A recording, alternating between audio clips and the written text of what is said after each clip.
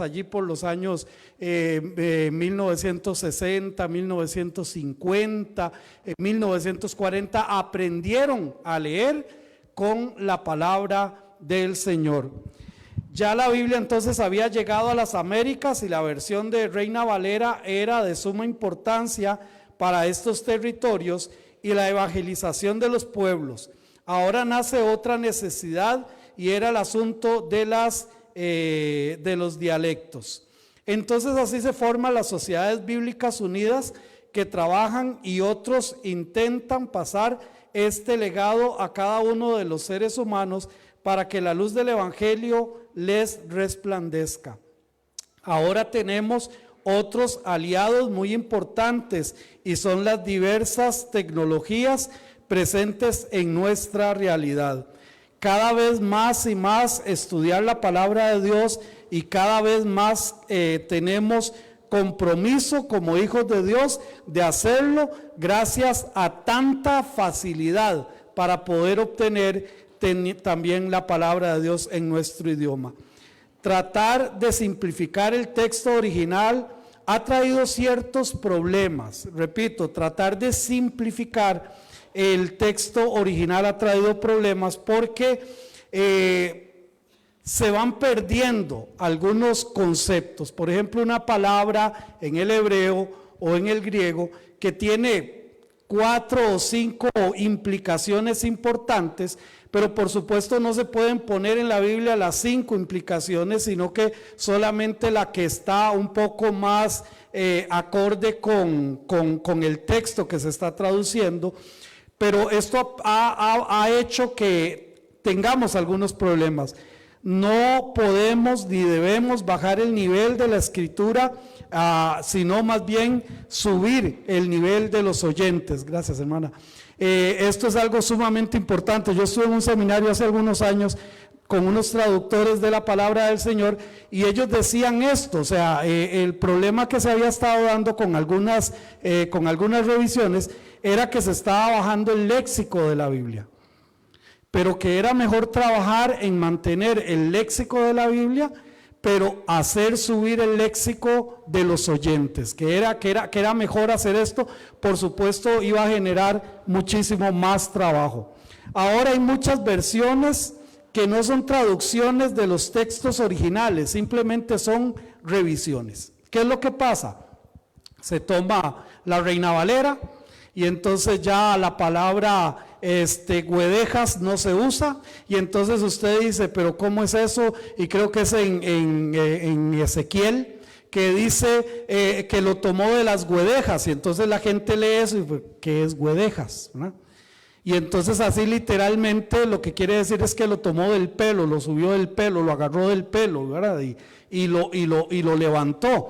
Entonces se agarra el término y se cambia simple y sencillamente sin hacer un análisis profundo. Ahora les estoy poniendo un término muy simple, sí, lo agarró del pelo. Si lo hubiera agarrado de las orejas, de las cejas, no importa, realmente no va a haber mayor problema. Pero ¿qué pasa cuando hacemos revisiones de la palabra redención? Justificación, por ejemplo, pecado, joven, virgen. Entonces ahí hay que hacer un estudio profundo para poder entender el concepto teológico de lo que se está diciendo. Por eso entonces, mis hermanos, estos no han ido a hacer trabajos a los textos originales, al texto masorético en el hebreo o al texto receptus en el griego. Esto ha traído como resultado muchos errores doctrinales. Gracias a Dios por nuestra Biblia en español y por poder estudiar en nuestro idioma. Próximamente en el culto de los martes estaremos estudiando sobre las nuevas fuentes de traducción que está llevando al cristianismo a escenarios sumamente peligrosos. Y para terminar, para que nosotros veamos y demos gracias a Dios por poder leer la Biblia en nuestro idioma, más de 141 mil millones de personas no tienen acceso a la Biblia en su propio idioma en todo el mundo. más de 141 millones de personas no pueden leer la Biblia en su idioma. Estos, según el más reciente informe de Progress Biblia para junio del año 2022. Nosotros en este lado del mundo somos privilegiados en tener la Biblia en nuestro idioma. Seamos estudiantes serios de la Escritura y disfrutemos de las enseñanzas de la sana doctrina. Leamos la palabra, estudiemos su palabra, enseñemos su palabra y por supuesto aprendamos a vivir su palabra.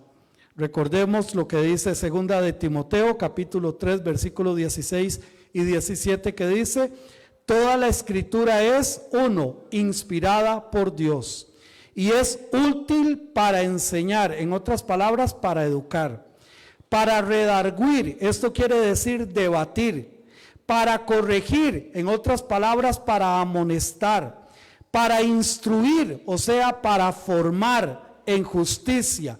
Repito entonces esta terminología porque toda la palabra es dada por Dios, es inspirada por Dios y es útil para educar, para rebatir, para amonestar y para formar en justicia, a fin de que el hombre de Dios sea perfecto, o sea completo, enteramente preparado para toda buena obra.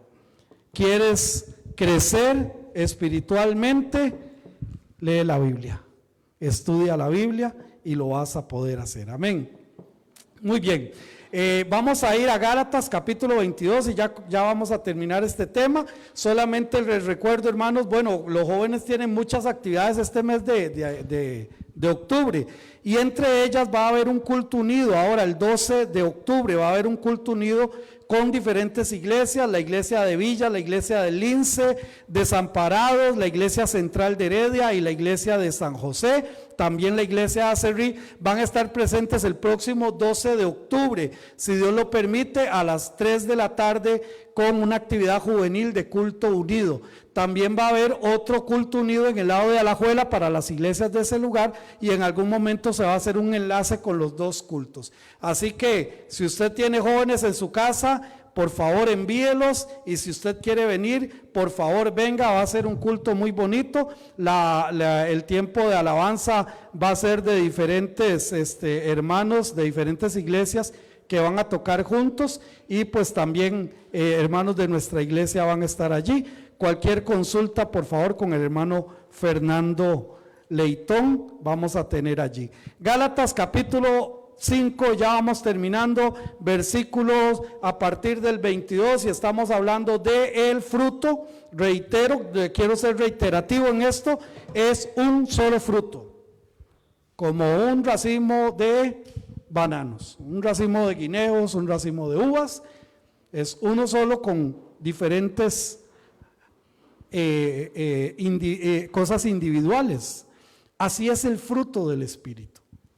Por lo tanto, el fruto del Espíritu, dice capítulo 5 de Gálatas y capítulo 5, verso 22, más el fruto del Espíritu es amor. Y ya estuvimos viendo este amor especial, este amor ágape, es ese amor y es ese amor que Dios ha derramado en nuestros corazones. Si usted es un hijo de Dios, si usted es una hija de Dios, usted tiene ese amor, pero usted necesita vivir realmente en ese amor. Es gozo, gozo por encima de las circunstancias. Por eso no es felicidad, la felicidad depende de las circunstancias. El gozo está por encima de las circunstancias. Es paz y esa paz es esa paz hermosa, esa paz que está en nuestros corazones, que nos ayuda a poder tener paz con Dios, a poder tener paz con los demás, a poder tener paz con nosotros mismos.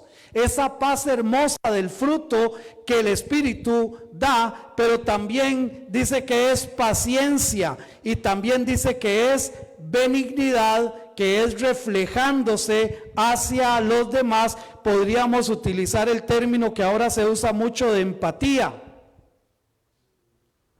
del poder entender lo que los demás están viviendo y lo que los demás están haciendo, y la forma de ser empático, una manera muy fácil de explicar qué es ser empático, es que si todos vamos caminando hacia el Parque Central de Cartago ahora, pues no tiene sentido que unos vayan adelante, otros van por otra calle, otros van por allá, y los que vamos más lerditos, ahí vamos solitos, ¿verdad?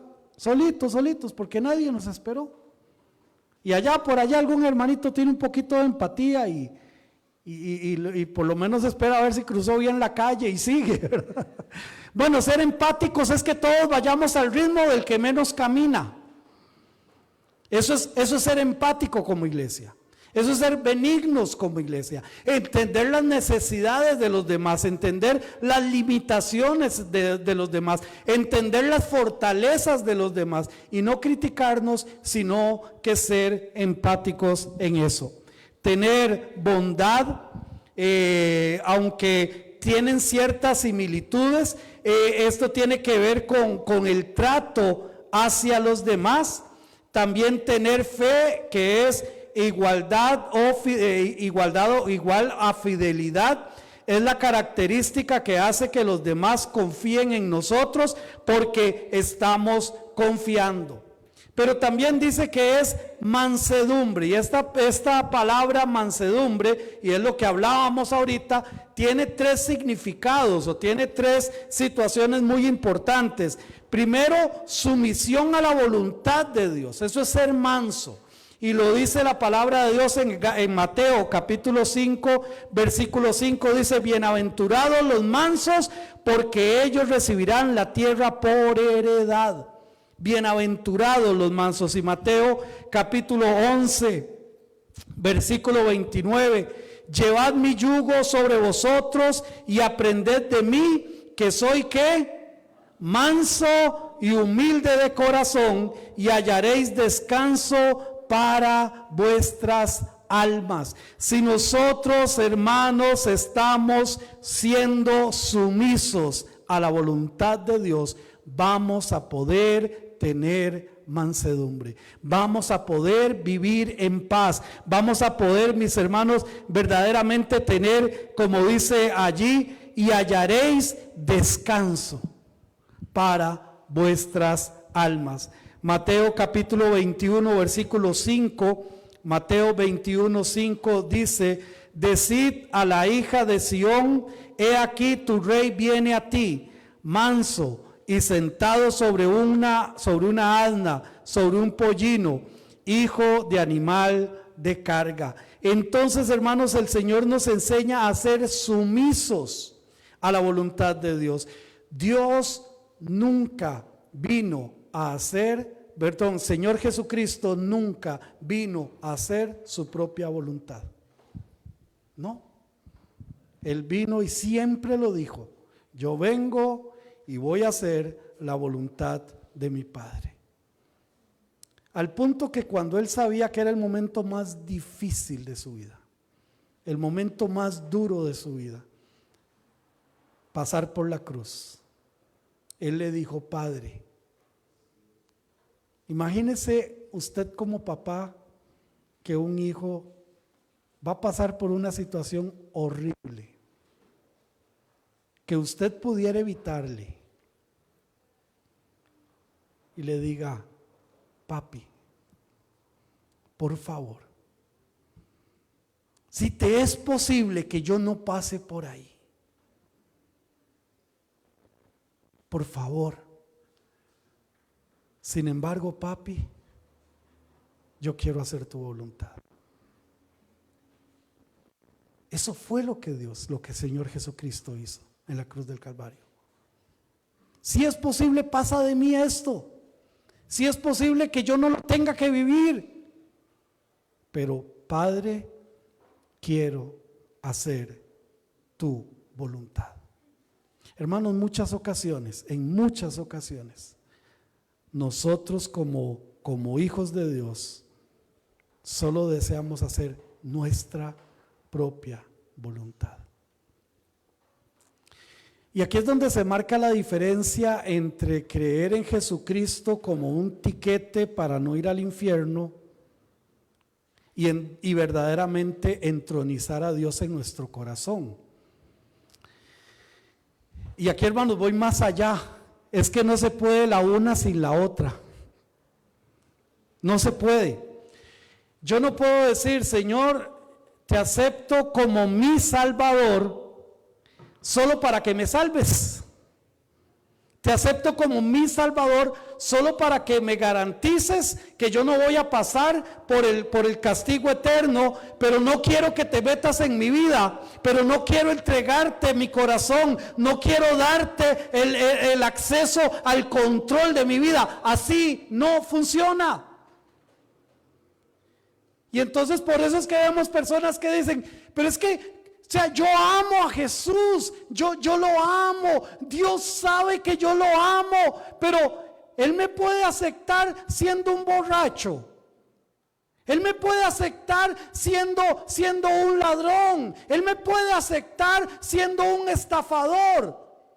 No, porque dices quiero amar a Dios, pero quiero seguir haciendo mi voluntad. Si yo le digo al Señor, yo te amo, es porque yo te estoy diciendo, Señor, yo voy a hacer tu voluntad, aunque yo me niegue a mí mismo.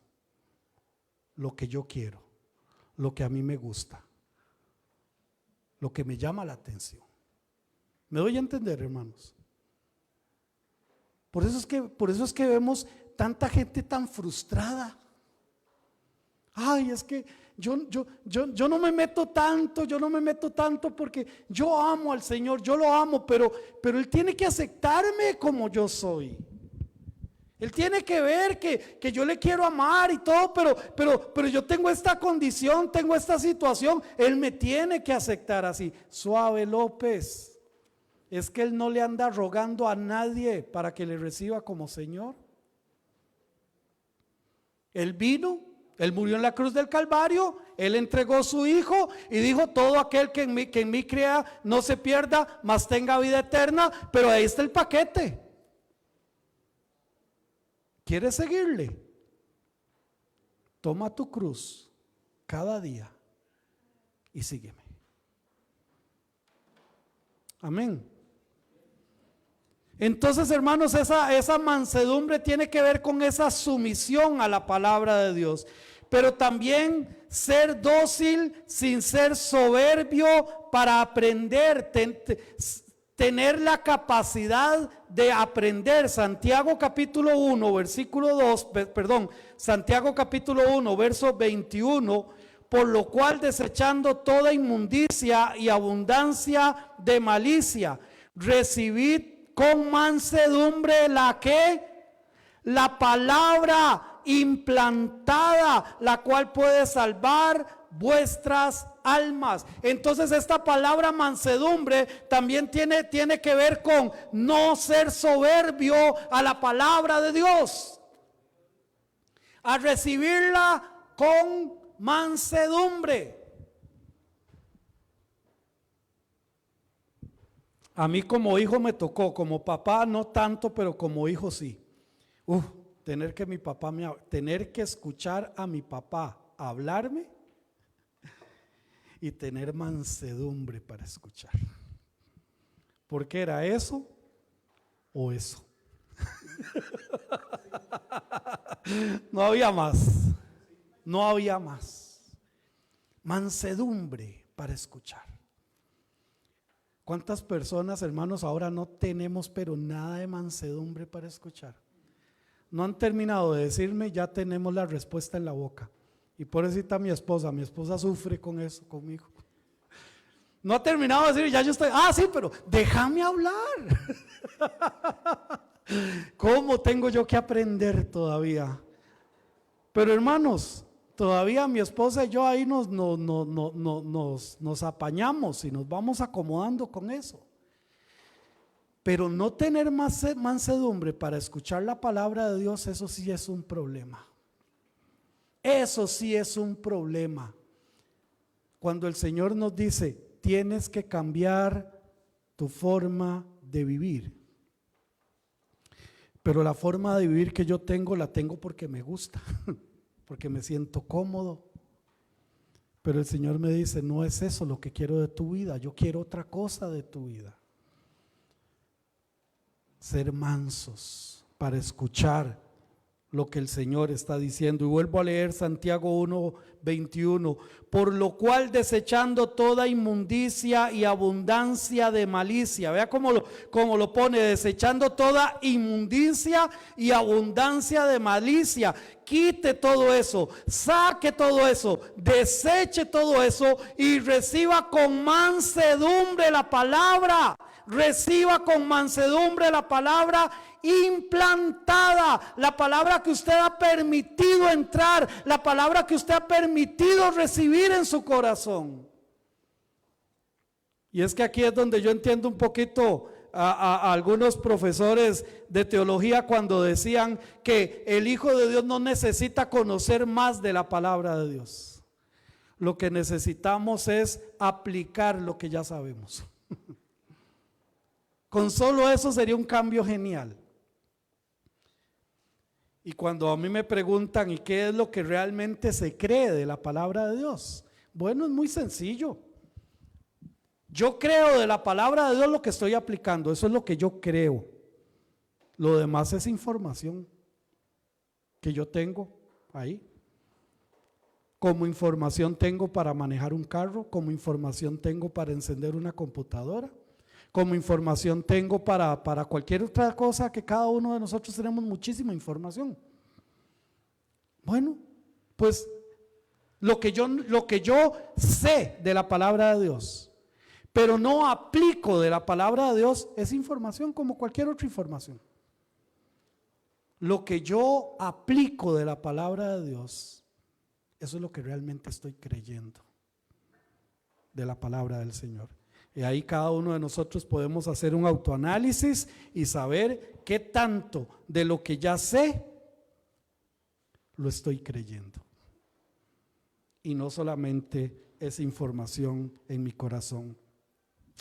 Y la tercera implicación que tiene la palabra mansedumbre es considerado, ser considerado. Primera de Corintios capítulo 4, versículo 21. Primera de Corintios 4:21 dice, ¿qué queréis? ¿Iré a vosotros con vara o con amor y espíritu de mansedumbre? O sea que este espíritu de mansedumbre que está hablando aquí es para ser considerado con los demás. Y alguien decía, no recuerdo muy bien cuál es, ahí los que son profesores tal vez me puedan ilustrar, que se aprende más no sé qué que con palo. Un dicho que decía, que escuchaba por ahí, se aprende no sé qué más con amor que con palo o algo así, una cosa así, por ahí anda, ¿va? ¿Ah? Porque a veces hermanos, porque sabemos que tenemos la razón, entonces impartimos palo, ¿verdad?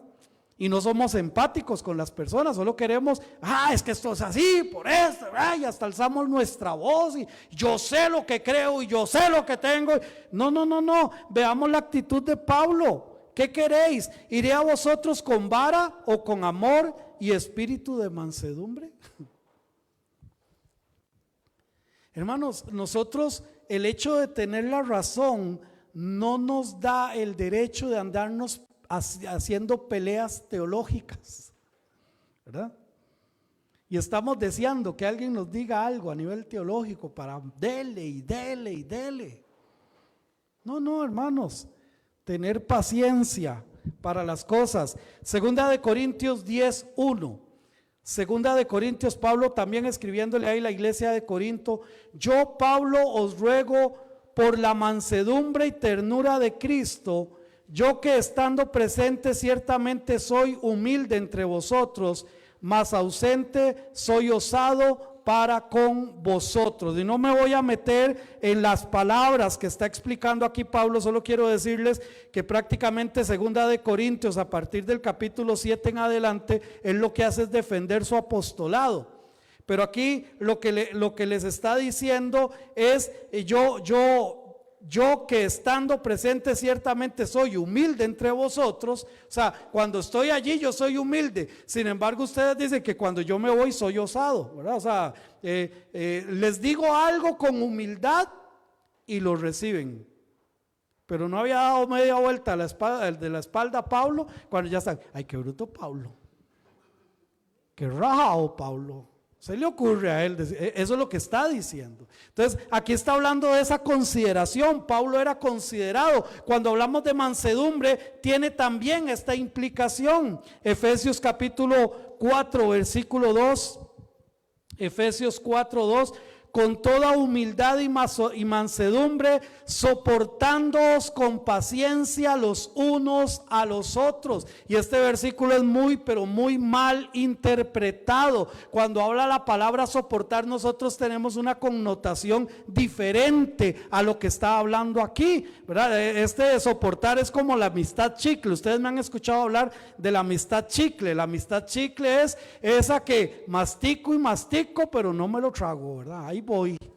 Ahí voy con esa persona, ay, buenos días, sí, buenas tardes, muy bien, pero no me lo trago, olvídese, no es de eso que está hablando. Cuando habla de soportar, está diciendo ser soporte a lo que el hermano está necesitando en ese momento. Hay gente que a veces hay que soportarlos porque no son nada humildes. Y hay que ser soporte en esa área, y hay que ayudarles en esa área. Hay gente que no son dóciles, hay gente que no es amorosa, hay gente que no es paciente. Hay muchas implicaciones aquí. Entonces, cuando hablamos, hermanos, del fruto del Espíritu en cuanto a la mansedumbre, está hablando de estas tres implicaciones: sumisión a la voluntad de Dios, ser dócil en recibir la palabra de Dios y ser considerado con los demás, y sobre todo cuando estamos enseñando la palabra de Dios. Hay que saber serlo para no perder. Como en un chiste que contaban de un pulpero, ¿verdad? Que llegó el chiquito en la mañana, y entró y dice, un bollo de pan, un cuarto de mantequilla, y le dice entonces el pulpero, ay, chiquito más malcriado, ¿cómo se le ocurre entrar así aquí a este lugar? Y el chiquillo hasta que peló los ojos y le dice el pulpero, vea, se entra y se dice buenos días, ¿cómo amaneció, señor pulpero? Espero que esté bien usted y su familia, y después pedir las cosas. Hágame el favor, y se va. Y se fue el chiquillo. Como a la media hora pasó el chiquillo y le dice, hola señor pulpero, ¿cómo amaneció, señor pulpero? Y se encuentra bien, señor pulpero. Y le dice el pulpero, muy bien, ve qué lindo, así me gusta. ¿En qué le puedo servir? En nada, porque ya fui a comprar otro lado. Tengamos cuidado, porque también, hermanos, tenemos que ser responsables a la hora de hacer las cosas. Entonces les digo, mansedumbre tiene que ver con esto. Y templanza. ¿Qué es ser templado? Lo que un gobernador tiene para que sus intereses personales no interfieran con las decisiones del pueblo. Repito, lo que un gobernador tiene para que sus intereses personales no interfieran con las decisiones del pueblo. Aquí tenemos un espejo para ver el fruto del Espíritu Santo viviendo en nuestras vidas a través de la templanza. Alguien decía que la valentía no se demostraba matando a alguien. que la valentía se demuestra cuando tienes todo el poder de hacerlo y no lo haces. Eso es ser valiente. Eso es ser valiente, eso es ser templado. Tener la posibilidad de hacer algo y no hacerlo. Ser templado. Todo esto tiene que ver con el fruto del Espíritu Santo. Y quiero llevarlos ya casi para terminar en Gálatas capítulo 5, el versículo 24. Porque a veces nos quedamos solamente allí. Porque los que son de Cristo han crucificado la carne con sus pasiones y deseos. Hermanos, en contraposición al fruto del Espíritu Santo, hay algo que no permite que puedan ser visibles en la vida del Hijo de Dios, y es precisamente la clave del versículo 24. Porque los que son de Cristo han crucificado la carne con sus pasiones y sus deseos. Si nosotros no hemos crucificado nuestra carne, y cuando hablo de crucificar quiere decir matar, para eso era la cruz, para matar. Y cuando hablo de la carne estoy hablando de nuestros deseos, de nuestras concupiscencias, de lo que este mundo nos agrada. Y dice claramente, porque los que son de Cristo lo han hecho, han crucificado la carne con sus pasiones y sus deseos. ¿Tendríamos deseos de pecar? Por supuesto que sí. Estamos en esta carne. ¿Tenemos que pecar? Por supuesto que no, porque ya hemos crucificado nuestra carne con Cristo. Amén. Y ahí es donde entonces se da el cierre en el versículo 25. Si vivimos por el Espíritu, andemos también por el Espíritu.